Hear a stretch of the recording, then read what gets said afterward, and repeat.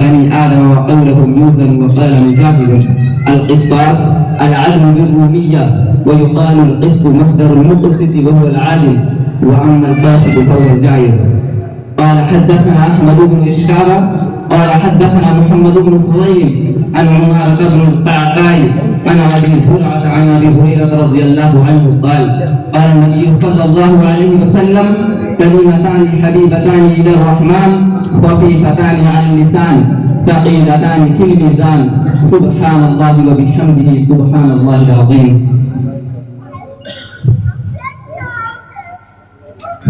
السلام عليكم ورحمة الله وبركاته.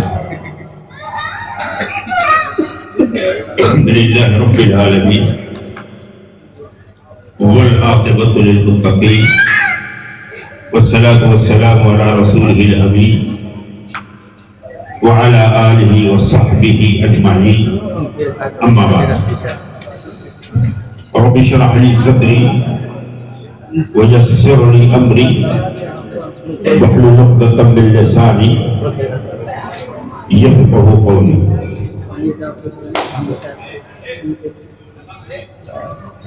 हज़रात उलमाए किराम,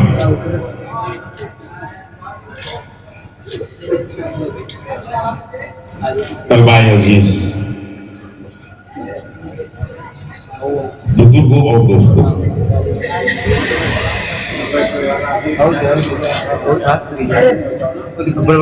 शाबान का ये महीना एक तरीके से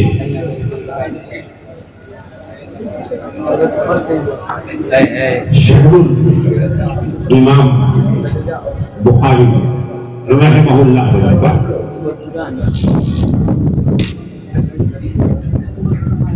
पूरे बड़े सगीर के नहीं, पूरी इस्लामी दुनिया अमीरुल मोमिनीन फिल हदीस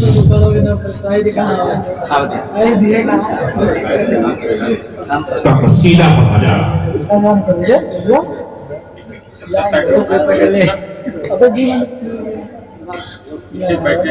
और उनकी अस्सहुल कुतुब बादा किताबिल्लाह सही बुखारी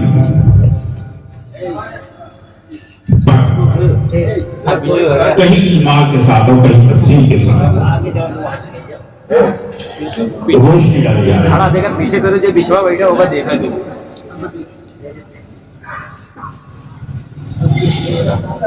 इमाम बुखारी जैसे लोग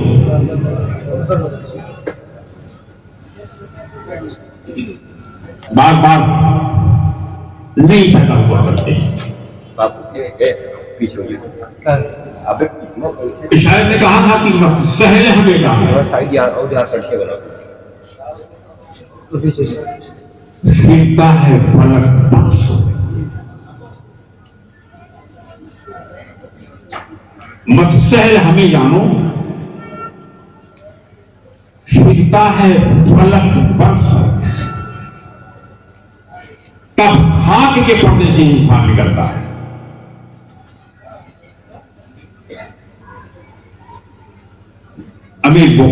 अमीरुल मोमिनीन फिल हदीस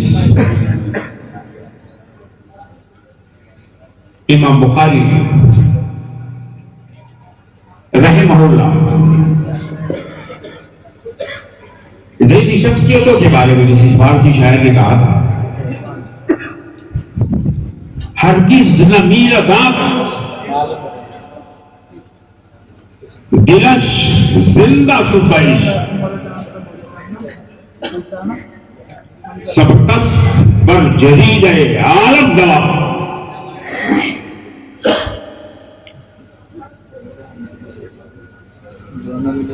अमीरुल मोमिनीन फिल हदीस इमाम बुखारी और उनकी किताब के जिक्र जमील की ये मजलिस है।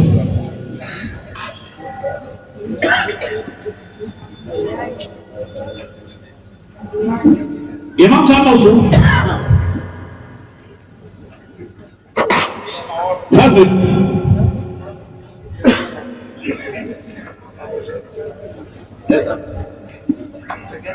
रोटी पर ऐसे नहीं पहुंचे।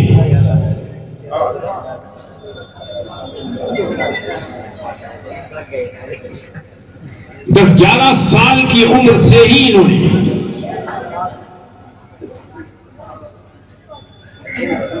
हदीस के सेवा का सिलसिला शुरू कर दिया।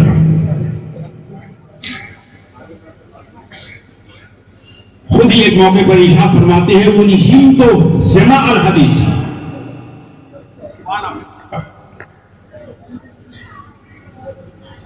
मैं अभी मकतब की जिंदगी में था,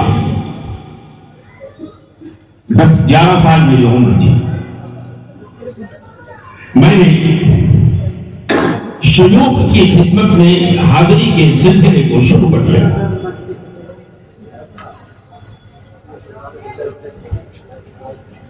और आगे चलकर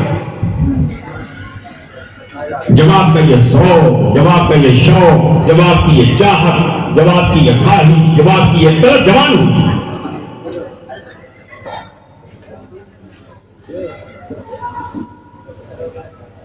और बैकंद ये हुआ जितना कुछ मुमकिन था कसबे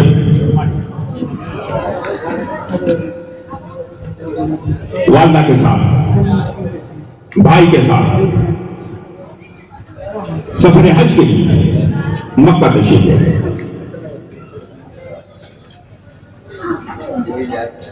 हज के अरकान की अदायगी के बाद वालिदा मुहतरमा और भाई साहब तो वतन मारूफ वापस हो गए, लेकिन आप वहीं रुक गए और वहां के आसादीन इल्म और फन से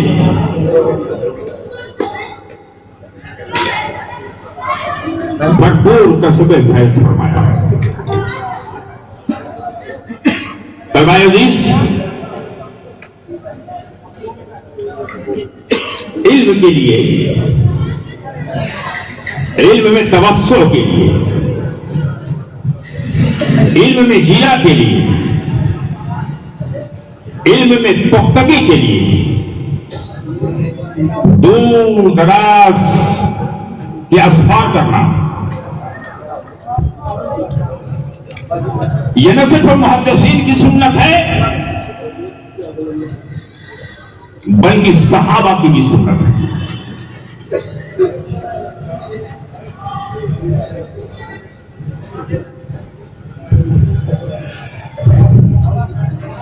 और इल्म को आम करने के लिए, फैज को आम करने के लिए वतन को छोड़ना, यह न सिर्फ मुहद्दिसीन का तरीका रहा है बल्कि सहाबा इकराम का भी तरीका रहा है।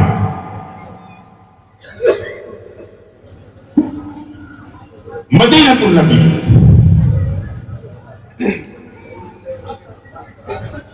फिदा हो अभी हो सल्लल्लाहु अलैहि वसल्लम, सहाबा को कितना अजीज था, आज इस अहद में हम और आप इसका सही अंदाजा नहीं कर सकते। वो मदीना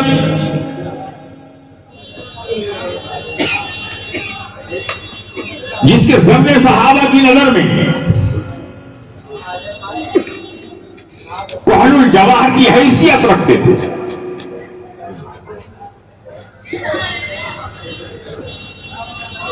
उस मदीनतुन नबी को असहाबे रिसालत ने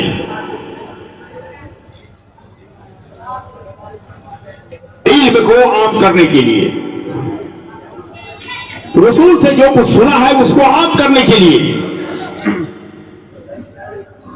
छोड़ देते हैं। किसी की की वफात ताइफ में होती है, किसी की वफात बसरा में होती है, किसी की वफात कूफा में होती है, कोई इराक में मरता है, कोई दमिश्क में मरता है, कोई मिस्र में मरता है। सहाबा इकराम का ये तर्ज जिंदगी है, उससे हम दायान दीन को इस बात का सबक मिलता है कि इल्म की तरवीज के लिए, इल्म की नशर व इशाअत के लिए हमें वतन छोड़ना पड़ेगा।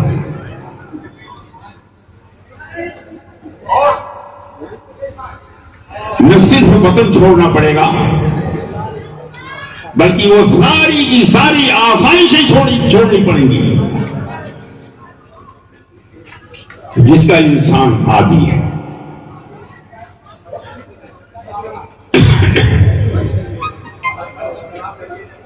अमीरुल मोमिनीन फिल हदीस इमाम बुखारी रहमहुल्लाह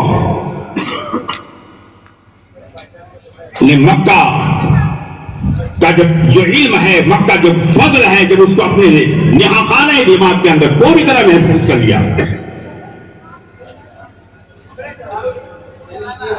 तो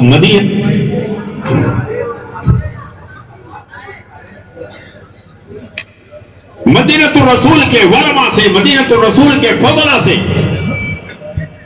मदीनतुर रसूल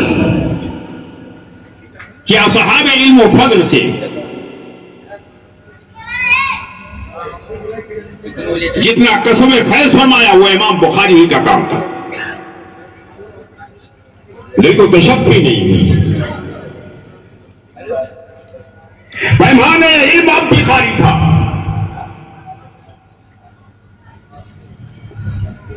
बगदाद तशरीफ ले गए, वहां के फजला से मसले फैज किया, बसरा गए, कूफा गए, दमिश्क गए।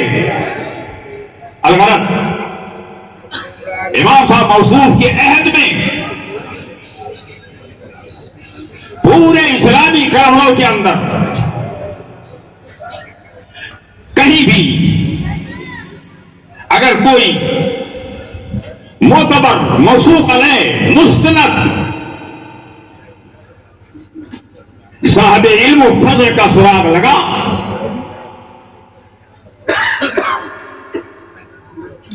वहां पहुंच और उसके सामने जालिम तो मुस्तह किया। इमाम साहब मौसूफ ने जितना कुछ हासिल फरमा लिया था उस पर ना तो कोई गौरा, उस पर ना तो कोई गुरूर, उस पर ना तो कोई, उस पर ना तो किसी तरीके की कोई ताल्ली,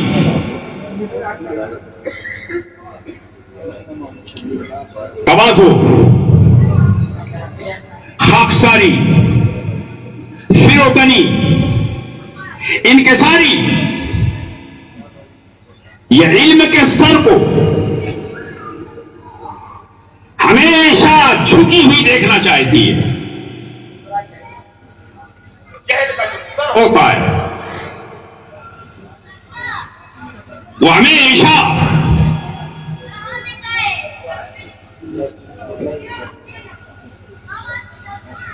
बड़ाई की तरफ देखता है। चेहरे का जो सीना होता है वो हमेशा ताली के खसो खाशाक से भरा पड़ा होता है,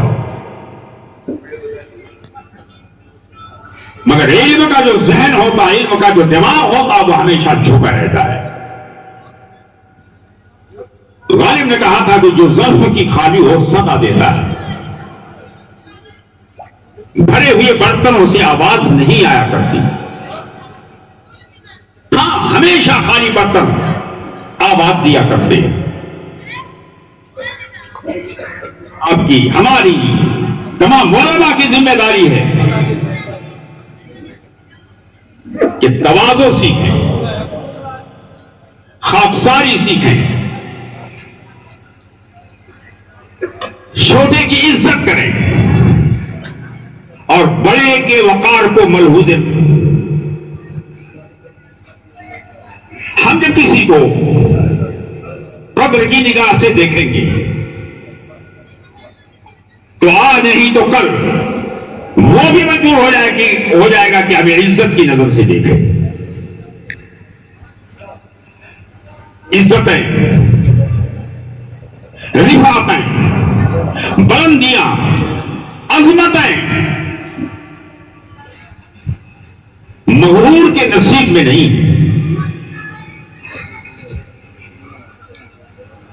इमाम साहब मौसूफ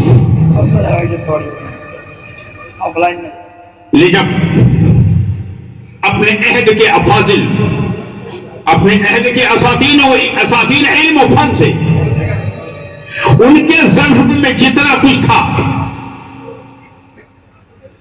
सब ले लिया, तो खुद आमादे दादो दहिश बन गए। खुद शरीरा है,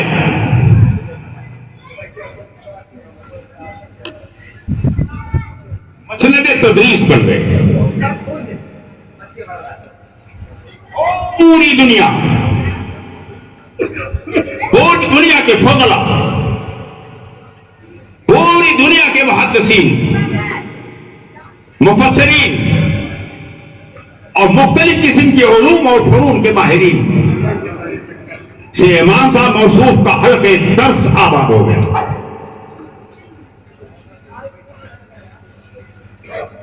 इम्तिहानात से भी गुजरे, आपकी खिदमत में हदीसों की संदों को उलट पलट करके पेश किया गया ताकि आपके मबलग इल्म का अंदाजा लगाया जाए। आपसे मुख्तलिफ किस्म की संदों के बारे में सवालात किए गए। कभी तो आपने जवाब नहीं शाह फरमाया नादरी, और कभी आपने फरमाया कि ये सिर्फ ऐसे नहीं ऐसे। तलवाए अजीज, यही मैं थोड़ी देर रुक करके एक नसीहत करना चाहता हूं। आप यहां क्या कर गांव में जाएंगे,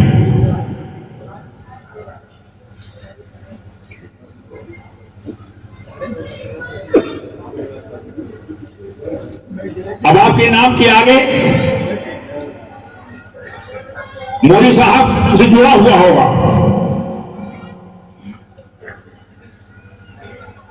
गांव के लोग, जवान के लोग आपसे मसाइल मालूम हैं।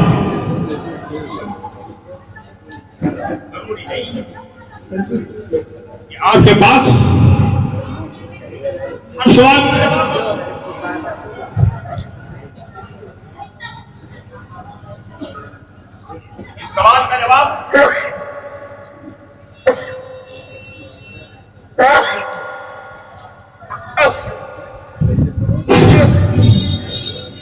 आपको मालूम नहीं है।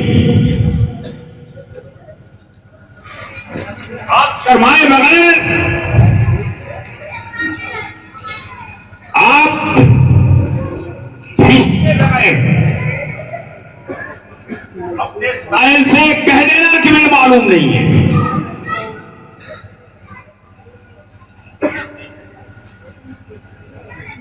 आपके इल्म का स्तर नीचा नहीं होगा, इससे आपके इल्म की कमर नहीं झुकेगी।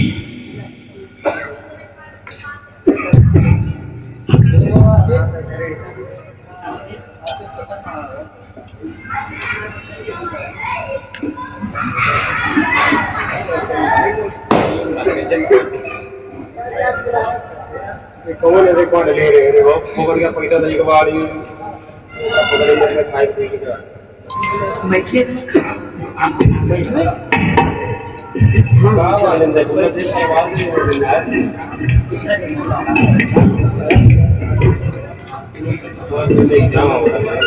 ये हमारा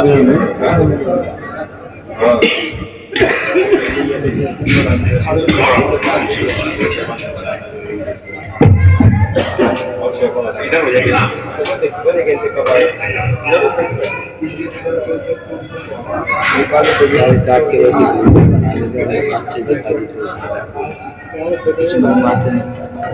इसमें अरे वो तो हम ही आपकी बेआबरूई नहीं है, लेकिन अगर आपने हर सवाल का जवाब बिना जाने समझे यूं ही अगर तब देकर अपने साइल को मुतमईन करने की कोशिश की, वो तो आपके बताए हुए मसाले पर अमल करके कामयाब हो जाएगा। लेकिन आप गलत मसाला बताकर फंस जाए। मैंने बताया तफरीक आप हजरात से बुखारी के दर्स के दौरान एक लतीफा पेश किया था कि दारुल देवबंद में एक बच्चा फारिग हो रहा था। इत्तेफाक से वो बेदाल का बूदक था, उर्मक था, बलीग था, डरा हुआ था, सहमा हुआ था कि ये लंबा कुर्ता और ये उठंगा पायजामा और ये दो पंडित टोपी लगाकर जब मैं अपने गांव जाऊंगा और लोग मुझे मौलवी साहब समझ के मुझसे सवाल करेंगे तो क्या जवाब दूंगा, कैसे अपनी इज्जत बताऊंगा। उस्ताद के पास गया, कहा हजरत मेरे सामने ये मसाला है, आप तो मेरे बारे में जानते ही हैं और हर उस्ताद अपने तालिब के मबलग इल्म को, मबलग फहम को अच्छी तरह जानता है। तो लोग उनसे पूछेंगे तो मैं जवाब क्या दूंगा। उस्ताद तो मेरा उस्ताद होता है और उस्ताद का काम है अपने बच्चों की इज्जत और आबरू का तहफ्फुज़। एक उस्ताद कभी नहीं चाहेगा कि उसका तारीफ कहीं पे आबरू हो, जैसे एक बाप कभी नहीं चाहेगा कि उसके बच्चे की इज्जत नहीं लाओ। उस्ताद ने एक नुस्खा उसे बताया, कहा जब भी जो भी जहां कहीं भी तुमसे किसी मसाले के बारे में सवाल करेगा तो तुम कह देना कि इस मसाले में मुहद्दिसीन का बड़ा इख्तिलाफ है।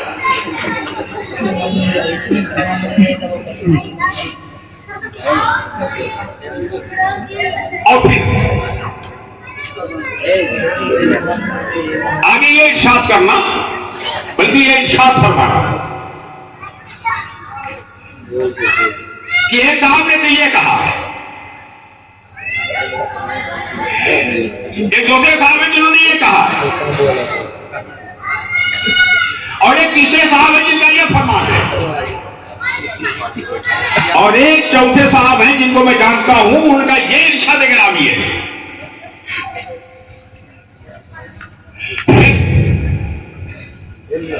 तुम्हारे साहिल के सामने कई जवाबात आ जाएंगे ना, और कोई ना कोई जवाब किसी ना किसी मुहद्दिस का मतलब होगा।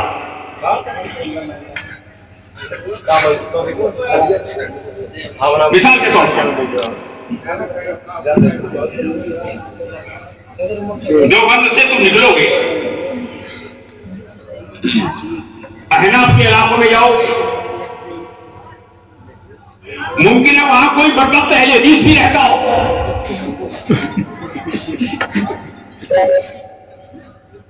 और वो तुम्हारी खिदमत अक़दस व मुक़द्दस में हाजिर हो जाए और बोल बैठे कि हजरत नमाजों के अंदर रफ़ो यदैन के बारे में आपका क्या हुक्म है। तो जवाब देना, अरे भाई तुमने भी क्या मसाला छेड़ रखा है। बहुत सारे लोग हैं जो कहते हैं कि नमाजों के अंदर अफूले लेना जरूरी है।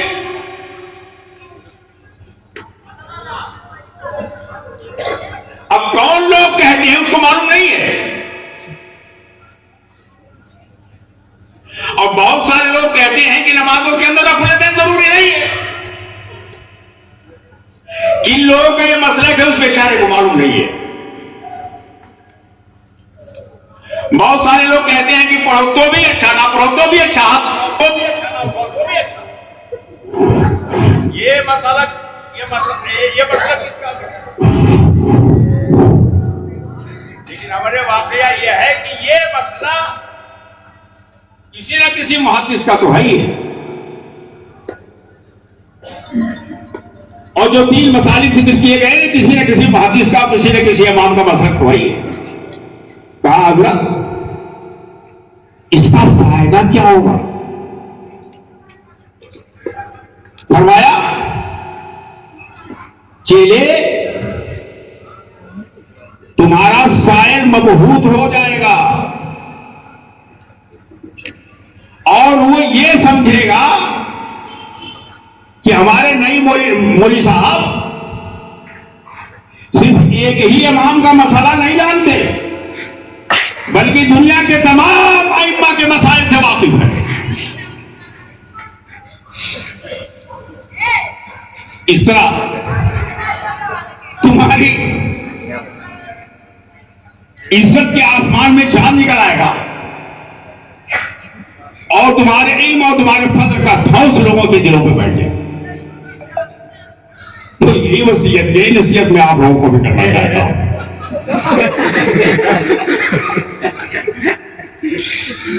इसलिए कि आप हजरत मौलाना फला यूसुफी साहब कहलाए जाएंगे। इसके बाद मसले तो आपसे पूछे जाएंगे, इम्तिहान के लिए भी पूछा जा सकता है और जरूरत के तहत भी पूछा जा सकता है। तो इज्जत तो बचानी है ना।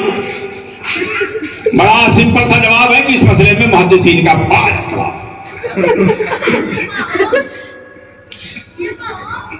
इमाम साहब महसूस से भी, इमाम साहब के हल्का दर्स में उल्टे टेढ़े सवालात किए गए। कभी तो आपने कह दिया ला अदरी। मुहद्दिसीन ने लिखा है कि हजरत इमाम मालिक जो साहब पे मुअत्ता है, अगर उनकी लादरियात को इकट्ठा कर दी जाए तो एक तहरीर के साथ तैयार हो जाएगी।